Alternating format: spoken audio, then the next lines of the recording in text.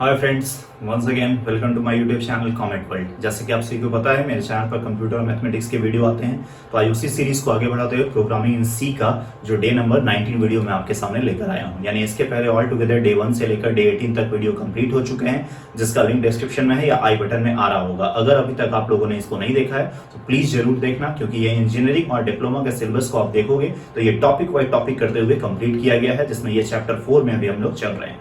इसके पहले जो लोग नए हो, सबसे पहले चैनल को सब्सक्राइब कर लो और आने वाले क्लासेस की नोटिफिकेशंस के लिए बेल आइकॉन पे क्लिक करना बिल्कुल ही मत भूलना। साथ ही साथ जो लोग पुराने हैं, वीडियो को लाइक करना और वीडियो को शेयर करना और साथ ही साथ कमेंट से बताना मुझे और मुझे अप्रिशिएट करना कि आपको ये वीडियो कैसा लगा।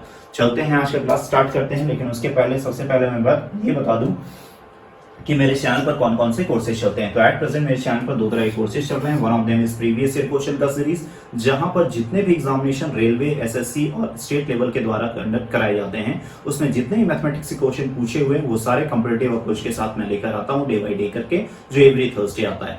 साथ ही साथ मंडे, वेडनेसडे और फ्राइडे जो आता है वो आता है प्रोग्रामिंग इन सी का, जहां पे मैं जो टॉपिक कराता हूं वो टॉपिक वाइज टॉपिक करके आपके इंजीनियरिंग और डिप्लोमा के सिलेबस को कंप्लीट कराता हूं। और ऑल टुगेदर यहाँ पर कितने वीडियोस आ चुके हैं? 18 वीडियो आ चुके हैं। और आज का ये जो वीडियो है ये डे नंबर 19 का वीडियो है। तो बिना कुछ देर के स्टार्ट करते हैं और बताते हैं कि इसमें क्या है और क्या नहीं। तो जैसा कि आप देख रहे होंगे, ये है कॉल बाय वैल्यू और कॉल बाय रेफरेंस के बारे में। अब ये कॉल बाय वैल्यू क्या होता है और कॉल बाय रेफरेंस क्या होता है, सबसे पहले उस चीज को जानने से पहले हम ये जान लें कि अगर there are two methods to pass the data into the function in C language, यानी कि जब आप फंक्शन को कॉल करते हो तो फंक्शन कॉल करते वक्त उसमें आर्गुमेंट पास करना होता है, क्योंकि फंक्शन जब डिफाइन करते हैं तो उसमें पैरामीटर्स होता है। तो उसी को जब आर्गुमेंट आप पास करते हो तो आर्गुमेंट या तो आप वहां डायरेक्ट का वैल्यू पास कर देते हो और या तो जो वेरिएबल है उसका रेफरेंस पास करते हो। लिसन केयरफुली, मैं क्या कर रहा हूं कि जब भी फंक्शन को कॉल करेंगे तो जो पैरेंथेसिस के अंदर में या तो हम वेरिएबल का वैल्यू डायरेक्ट पास कर देते हैं और या तो वेरिएबल का रेफरेंस पास करते हैं। और अगर वैल्यू पास करते हैं that is called call by value, और अगर वेरिएबल का रेफरेंस पास किया है that is called call by reference. तो इसमें क्या है और क्या नहीं, जरा इन सब चीजों को समझेंगे। उसी चीज को समझाने के लिए मैंने यहाँ क्या लिया है, एक डायग्राम बनाया है कि अगर आप कोई भी वेरिएबल का ओरिजिनल वैल्यू आप उसमें पास कर दे रहे हो बिना कोई मॉडिफिकेशंस के, ये मॉडिफिकेशंस है, बिना कोई मॉडिफिकेशंस के पास कर रहे हो तो उस चीज को हम क्या कहेंगे, कॉल बाय वैल्यू। लेकिन अगर उसमें कोई मॉडिफिकेशंस या रेफरेंस के साथ आप पास कर रहे हो तो वो चीज क्या कहलाएगा, कॉल बाय रेफरेंस। तो इसी चीज को आज हम समझेंगे वाया प्रोग्राम की कॉल बाय वैल्यू क्या होता है, कॉल बाय रेफरेंस क्या होता है। तो चलिए आइए सबसे पहले किसको देखते हैं, कॉल बाय वैल्यू। जैसा कि कॉल बाय वैल्यू में मैंने बताया कि वेरिएबल के वैल्यू को डायरेक्ट अगर पास कर दिया जाता है आर्गुमेंट में, इसका एग्जांपल मैं लूंगा, पहले थ्योरी को देख लो। क्या कहता है, in call by value method the value of the actual parameter is copied into the formal parameter. अब दो वर्ड से कंफ्यूज हो गया कि सर आखिर ये एक्चुअल पैरामीटर क्या है और ये फॉर्मल पैरामीटर क्या है। तो उसके लिए इन दोनों चीजों को समझने के लिए डायरेक्ट यहां पे आ जाओ। The actual parameter is the argument which is used in the function call, whereas the formal parameter is the argument which is used in the function definition। यानी फंक्शन को जब डिफाइन करते हैं और उस वक्त जो भी चीज हम पैरेंथेसिस के अंदर देते हैं वो कहलाता है फॉर्मल पैरामीटर, और अगर फंक्शन को कॉल करते वक्त जो भी चीज पैरेंथेसिस में देते हैं आर्गुमेंट्स, वो कहलाता है एक्चुअल पैरामीटर। तो आई थिंक आपको समझ में आ गया होगा। लास्ट वीडियो मैंने बताया था कि फॉर्मल पैरामीटर क्या है और आर्गुमेंट्स क्या है। तो फॉर्मल पैरामीटर तो आपको समझ में आया, पैरामीटर्स ही होते हैं, बट आर्गुमेंट्स को ही यहाँ क्या कहा जा रहा है, एक्चुअल पैरामीटर। तो वही चीज कह रहा है कि अगर एक्चुअल पैरामीटर डायरेक्ट पास हो जा रहा है फॉर्मल पैरामीटर में तो उसको हम लोग कहते हैं कॉल बाय वैल्यू। यानी कॉल बाय वैल्यू में क्या होता है कि एक्चुअल पैरामीटर डायरेक्ट का डायरेक्ट कॉपी हो जा रहा है कहां पर, फॉर्मल पैरामीटर में। दूसरा एग्जांपल क्या देखते हैं, दूसरा पॉइंट क्या कहता है कि in other word we can say that the value of the variable is used in the function in the call by value method. और यहां पे जो वेरिएबल यूज होता है वो उसका वैल्यू डायरेक्ट यूज हो जाता है। That means the value of the variable क्या यूज होता है, कॉल बाय वैल्यू में यूज होता है। यही जब आप कॉल बाय रेफरेंस देखोगे तो वहां एड्रेस ऑफ द वेरिएबल आ जाएगा। तो इस दोनों चीज में देखो ना, वैल्यू ऑफ द वेरिएबल आया call by value, address of the variable आया कॉल बाय रेफरेंस, बस इतना याद रखना है। नेक्स्ट पॉइंट देखते हैं, in call by value method we can not modify the value of the actual parameter by the formal parameter. अब क्या कहा जाता है कि एक्चुअल पैरामीटर में जो वैल्यू है उसको डायरेक्ट का डायरेक्ट कॉपी कर देते हैं हम लोग फॉर्मल पैरामीटर में, कोई मॉडिफिकेशंस वहां नहीं होते हैं। And next point what? In call by value, different memory is allocated for actual and formal parameters since the value of the actual parameter is copied into the formal parameter. अब ये क्या होता है कि दोनों के लिए यहाँ since the value ये क्या कह रहा है कि डिफरेंट मेमोरी दोनों के लिए एलोकेट होता है, यानी कि फंक्शन को जो आप डिफाइन कर रहे हो तो फॉर्मल पैरामीटर जो होगा उसके लिए अलग मेमोरी, और जब फंक्शन को आप कॉल कर रहे हो फंक्शन कॉलिंग के वक्त जो यहाँ पे एक्चुअल पैरामीटर आप पास करोगे उसके लिए अलग मेमोरी। दैट इज वाई यहाँ पे वैल्यू को कॉपी होने की जरूरत पड़ती है, क्योंकि दोनों का तो मेमोरी अलग अलग है। तो यहाँ से अगर इसमें यूज करना है तो इस वैल्यू को क्या करना पड़ेगा, यहाँ पर कॉपी करना पड़ेगा। अगर नहीं समझ में आ रहा हो प्लीज वेट करना, क्योंकि जस्ट इसके बाद एक प्रोग्राम आएगा जहां पे कंप्लीट आपको समझ में आएगा। एंड द लास्ट पॉइंट मैंने समझा ही चुका है कि एक्चुअल पैरामीटर और फॉर्मल पैरामीटर क्या होता है। अब आइए देखते हैं इसके ऊपर के एक प्रोग्राम को। ये प्रोग्राम क्या है? Swapping of two number by using call by value, यानी हम किसका यूज कर रहे हैं यहाँ पर? कॉल बाय वैल्यू का यूज कर रहे हैं। बट इंपॉर्टेंट बात कि पहले हम लोग स्वैपिंग समझते हैं कि स्वैपिंग ऑफ टू नंबर होता क्या है। तो स्वैपिंग को समझने के लिए जरा समझो कि अगर ये एक वेरिएबल है और ये एक वेरिएबल है, ये 10 को कंटेन किए हुए है, ये ए है जो 10 को कंटेन किया है, ये बी है जो 20 को कंटेन किया है। मैं चाहता हूं कि ए में जो हो वो बी का वैल्यू आ जाए और बी में ए का वैल्यू आ जाए, तो हमको क्या करना पड़ेगा? इस प्रोसेस को ही हम लोग कहते हैं स्वैप। मतलब 20 आ जाए इसके अंदर और 10 चला जाए इसके अंदर। तो इसके लिए टेक्निक मतलब कि कॉन्सेप्ट क्या है इसके पीछे का, जरा वो समझ लो। हम लोग क्या करेंगे, जो ए का वैल्यू है पहले उसको एक नए टेम्पोररी वेरिएबल में डाल देंगे। तो ए जो हुआ इसका वैल्यू कहां चला गया? टेम्पोररी में। और अब ए में किसको डाल देंगे? 20 को असाइन कर देंगे। और फिर जो टेम्पोररी वेरिएबल में ए का वैल्यू था उसको बी में डाल देंगे। तो बी में अब कहां चला गया? ए का वैल्यू चला गया और ए में किसका आ गया? बी का आ गया। That concept is used in the swapping of two number by using call by value. तो आइए उसी चीज को देखते हैं। सबसे पहले मैंने क्या किया, हेडर फाइल यहां पर लिया है और एक फंक्शन मैंने लिया है किस नाम का? स्वैप नाम का। देखो स्वैप नाम का एक फंक्शन है जिसमें दो फॉर्मल पैरामीटर पास हुआ है। कौन कौन सा? इंट ए और int b. This is called formal parameter. Formal parameter बार बार मैं बता रहा हूं कि जब फंक्शन को डिक्लेयर कर रहे होते हैं और वहां पर जो पैरेंथेसिस में पास करते हैं, this is called formal parameter. और जब फंक्शन को कॉल करेंगे, देखो फंक्शन को कॉल मैंने यहां किया है, देखो वही फंक्शन है, स्वैप नाम का फंक्शन यहां पे कॉल हुआ है और इस बार इसमें पास हुआ है ए बी। यहां पर ये ए बी चूंकि ये मेन फंक्शन के अंदर है, यहां देखो ये मेन फंक्शन स्टार्ट हो रहा है और यहां पे मेन फंक्शन एंड हो रहा है। तो मेन फंक्शन के अंदर के ए बी को यहां पे यूज किया गया है। तो this is called actual parameter. तो फॉर्मल पैरामीटर और एक्चुअल पैरामीटर में अंतर समझ में आया? ये फॉर्मल पैरामीटर था, ये एक्चुअल पैरामीटर, और इसी को कहा जाता है argument pass with the function call. तो आई थिंक आपको फॉर्मल पैरामीटर एक्चुअल पैरामीटर समझ में आया होगा। अब कैसे कॉपी होता है, डायरेक्ट कॉपी, वो समझते हैं। यानी कि इस ए बी के लिए अलग मेमोरी एलोकेशन हुआ होगा और मेन के अंदर में जो ये ए बी मैंने लिया है इसके लिए अलग मेमोरी एलोकेशन हुआ होगा। अब यहाँ पे कर क्या रहे हैं हम? सबसे पहले ए बी तो ले लिया और प्रिंटफ क्या कर रहे हैं? Enter the value of a and b, यानी दो वैल्यू ए और बी डालो जिसको आपको ए और बी का वैल्यू। तो सपोज दैट ए का वैल्यू मान लीजिए यूजर ने क्या डाला, तो आउटपुट तो मैंने लिया नहीं है, चलो ए का वैल्यू 7 और बी का वैल्यू क्या डाल दिया? 6। अब मैं चाहता हूं कि ए में 6 चला जाए और बी में क्या आ जाए? 7 आ जाए। तो वो चीज कैसे आएगा देखते हैं। ये बिफोर स्वैपिंग मैंने प्रिंट कर दिया तो ये चीज आपका प्रिंट हो जाएगा। ये बिफोर स्वैपिंग का चीज है। अब मैंने क्या किया? स्वैप को कॉल किया। स्वैप में पास किसको किया? ए और बी को, ये वाले ए और बी को। तो ये यहाँ पे ए और बी आया और ये वाला ए इसमें स्टोर हो गया और ये वाला भी इसमें स्टोर हो गया। दैट इज कॉलिंग कि actual parameter is directly copied to the formal parameter without changing. यानी कि ए में जो ए वेरिएबल है और ए वेरिएबल में जो वैल्यू स्टोर होगा, ए में क्या स्टोर है? 7। तो 7 जो होगा डायरेक्ट कॉपी हो जाएगा किसमें? इस वाले ए में। और यहाँ बी में कौन सा स्टोर है? 6। तो 6 डायरेक्ट कॉपी हो जाएगा इसमें। और यही कहलाता है कि वेरिएबल का वैल्यू डायरेक्ट कॉपी हो जाता है एक्चुअल पैरामीटर से फॉर्मल पैरामीटर में।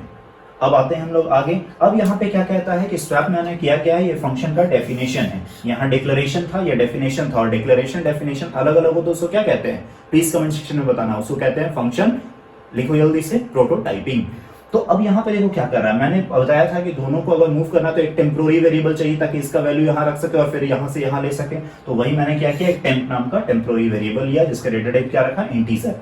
और मैंने क्या किया है कि टेम्प में किसके वैल्यू को डाल दिया? ए के वैल्यू को।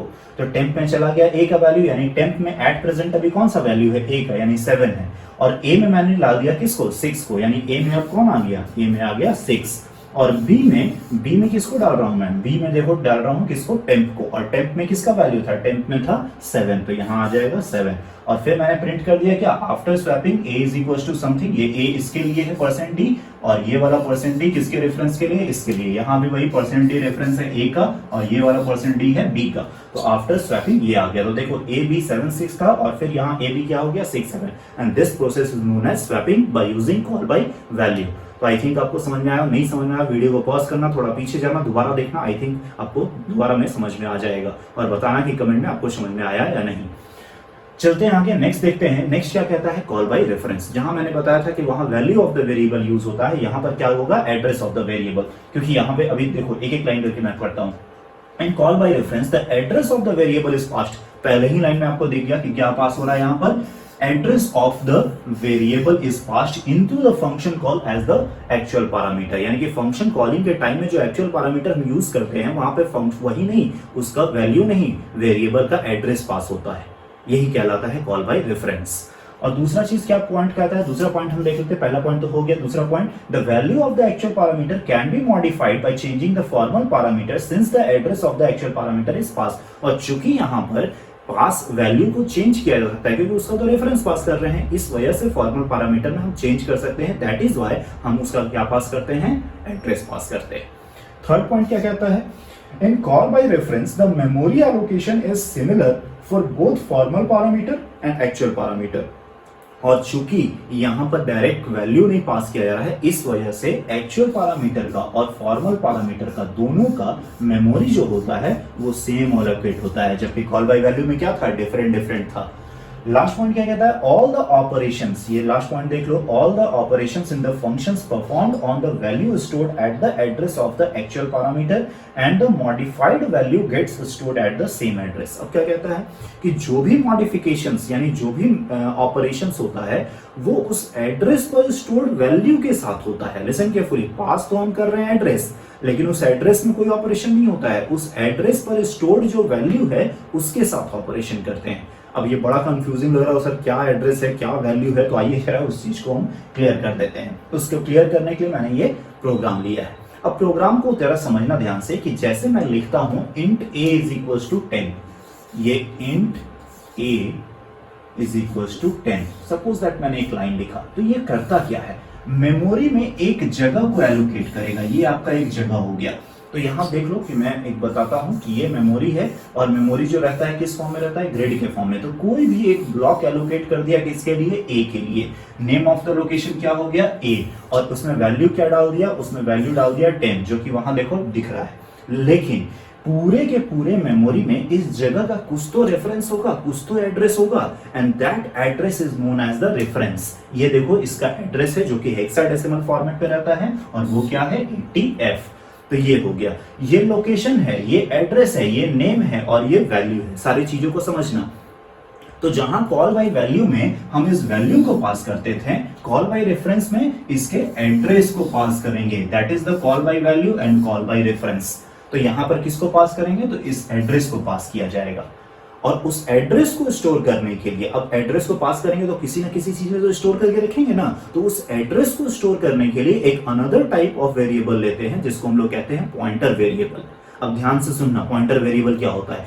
Pointer variable is a type of a variable. सबसे पहले तो एक टाइप है वेरिएबल का विच store the address of the another variable. ये ए के वैल्यू को स्टोर नहीं करता है, ए के एड्रेस को स्टोर करता है। देखो ए अगर है तो ए का एक वैल्यू है, ए का एड्रेस, ए का वैल्यू नॉर्मल वेरिएबल में स्टोर हो जाएगा, लेकिन ए के एड्रेस को स्टोर करना होगा तो हमको जो वेरिएबल चाहिए वो वेरिएबल कहलाता है पॉइंटर वेरिएबल। आई बात समझ में। तो अब हम क्या कर रहे हैं कि इसके एड्रेस को स्टोर करने के लिए एक पॉइंटर वेरिएबल लिए हैं, और देखो ये पॉइंटर वेरिएबल जो है, पॉइंटर नेम क्या दे दिए हैं, ptr, और ये क्या है, एड्रेस है। तो हमेशा याद रखना है कि एड्रेस को स्टोर करने के लिए किसका जरूरत पड़ता है, पॉइंटर वेरिएबल। और उसको डिनोट कैसे करते हैं, तो मान लो p लिख रहा हूं तो ये नॉर्मल वेरिएबल हो गया, लेकिन अगर इसके आगे मैंने एस्ट्रिक लगा दिया तो ये क्या हो गया, पॉइंटर वेरिएबल हुआ। तो पॉइंटर वेरिएबल को डिनोट कैसे करते हैं वो भी बता दिया। हालांकि पॉइंटर पे डिटेल में हमको पूरा का पूरा एक चैप्टर पढ़ना है जो कि आगे हम लोग देखेंगे, लेकिन चूंकि अभी रेफरेंस यहाँ हम लोग पढ़ रहे हैं तो मैंने बता दिया एक बेसिक नॉलेज आपको पॉइंटर के बारे में। अब मैं क्या कर रहा हूँ, वही स्वैपिंग यूज कर रहा हूँ, किसके थ्रू, कॉल बाय रेफरेंस के थ्रू, यानी इस बार वैल्यूज नहीं एड्रेस पास होंगे। आइए देखते हैं। सबसे पहले मैंने स्वैप नाम का एक फंक्शन बना लिया और इसमें जो देखो यहाँ पे फॉर्मल पैरामीटर में एस्ट्रिक n1 एस्ट्रिक n2, मतलब यहाँ पर दोनों जो पास होगा वो क्या पास होगा, फॉर्मल पैरामीटर में एड्रेस पास होगा। चूंकि एड्रेस को स्टोर करने के लिए कैसा चाहिए, पॉइंटर वेरिएबल, इसलिए मैंने यहाँ एस्ट्रिक n1 और एस्ट्रिक n2 लिया है।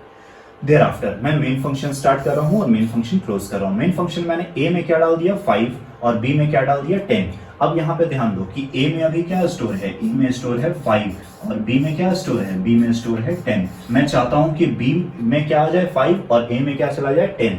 तो उसी के लिए मैं क्या कर रहा हूं, जरा ध्यान दो कि स्वैप को कॉल किया मैंने, और स्वैप को जब कॉल किया तो यहां ध्यान दो मैंने क्या पास किया है, एड्रेस ऑफ ए। मैंने बताया था कि एड्रेस को रिप्रेजेंट किससे करते हैं, एम% से। इसको पढ़ते क्या है, एम%। एंड मत पढ़ देना, ऑपरेटर क्लास मेरा देख लेना। तो एड्रेस को पास कर रहे हैं और एड्रेस को जब पास कर रहे हैं तो ये एड्रेस गया और स्वैप कॉल हुआ, तो स्वैप का डेफिनेशन यहां पर रहा। जब स्वैप कॉल हुआ तो ये क्या आ रहा है, एड्रेस, और एड्रेस को स्टोर करने के लिए यहाँ पहले से तैयार कौन है, पॉइंटर वेरिएबल, क्योंकि मैंने बताया कि एड्रेस को स्टोर कौन करता है, पॉइंटर वेरिएबल। ये पॉइंटर वेरिएबल एस्ट्रिक n1 और यहाँ पे एड्रेस ऑफ बी पास हो रहा है, एड्रेस ऑफ बी यानी ए और बी का एड्रेस पास हो रहा है, ना कि 5 और 10 वैल्यू पास हो रहा है। तो यहाँ पर जो बी आएगा उसको लेने के लिए यहाँ पहले से कौन खड़ा है, एक पॉइंटर वेरिएबल n2 नाम का खड़ा है। चूंकि ये एस्ट्रिक लगा है इसलिए n2 कैसा वेरिएबल है, पॉइंटर।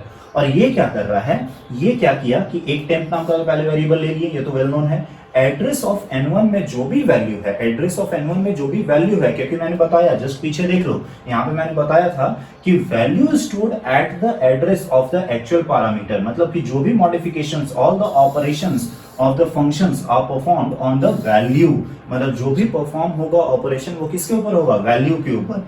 तो यहाँ पर वही चीज कह रहा है कि जो भी एस्ट्रिक n1 एड्रेस है, उस एड्रेस में जो वैल्यू स्टोर है, उस एड्रेस में जो वैल्यू स्टोर है, उस एड्रेस को, उस वैल्यू को कहां डाल दो, टेम्प में। और फिर n2 एड्रेस पर जो वैल्यू स्टोर है उसको कहां डाल दो, n1 में। और फिर क्या करो, n2 में टेम्प का वैल्यू डाल दो। तो ये मैंने सारा कर दिया, यानी अब n1 में देखो किसका वैल्यू आ गया, n2 का, और n2 में किसका वैल्यू आ गया, टेम्प का। ये यहाँ पे दे देगा और फिर मैं प्रिंट कर दूंगा इस बार नया वैल्यू कि a का वैल्यू अब क्या आ गया, 10 आ गया, और b का वैल्यू क्या आ गया, b का वैल्यू 5 आ गया। तो this is all about the call by reference. तो आई थिंक आपको समझ में आया होगा। प्लीज नहीं समझ आया वीडियो को पॉज करना, थोड़ा पीछे जाना, दोबारा देखना, आई थिंक आपको समझ में आ जाएगा। चलते हैं आगे और नेक्स्ट देखते हैं कि आखिर इस दोनों में डिफरेंस क्या होता है, कि कॉल बाय वैल्यू क्या है और कॉल बाय रेफरेंस में डिफरेंस क्या है। तो चीजों को पढ़ने के बाद डिफरेंस लिखना बहुत आसान होता है, लेकिन आपके थ्योरी एग्जामिनेशन में ये क्वेश्चन बार बार सुपर इंपॉर्टेंट क्वेश्चन है, ये पूछे जाते हैं, इसलिए मैंने यहाँ क्या ले लिया है, डिफरेंस ले लिया है। डिफरेंस क्या कहता है, a copy of the value is passed into the function. यहाँ पे क्या होता है, वैल्यू पास होता है, और वहां पे क्या होता है, यहाँ पर एड्रेस पास होता है। तो मैंने बता चुका है बार बार कि वैल्यू, कॉल बाय वैल्यू में वैल्यू, कॉल बाय रेफरेंस में एड्रेस। नेक्स्ट क्या कहता है, change made inside the function is limited to the function only, the value of the actual parameter is not changing the formal parameter. यहाँ बोलता है कि कोई चेंजिंग नहीं होता है, नॉट चेंजेस, कहाँ गया, हाँ, नॉट चेंज, कोई चेंजिंग इसमें नहीं होता है। Whereas changes made inside the function is validate outside the function also, the value of the actual parameter do change by, और यहाँ पे क्या होता है, चेंज हो सकता है।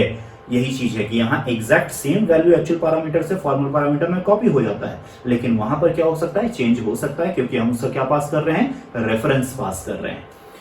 चलते हैं आगे और लास्ट पॉइंट देखते हैं, actual and formal parameter are created at the different memory location. तो ये मैंने बताया था, कॉल बाय वैल्यू में जो होगा एक्चुअल पैरामीटर का और फॉर्मल पैरामीटर का, दोनों का मेमोरी जो होगा, ये m1 अगर इसके लिए है तो इसके लिए क्या होगा, m2 होगा। वेयर एज इस दोनों में क्या होता था, इसमें यानी कॉल बाय रेफरेंस में एक ही मेमोरी होता था, दैट इज m, दोनों के लिए सेम मेमोरी एलोकेट होता था। तो डिफरेंस भी समझ में आ गया होगा, ये सारा पॉइंट्स मैं बता चुका हूं।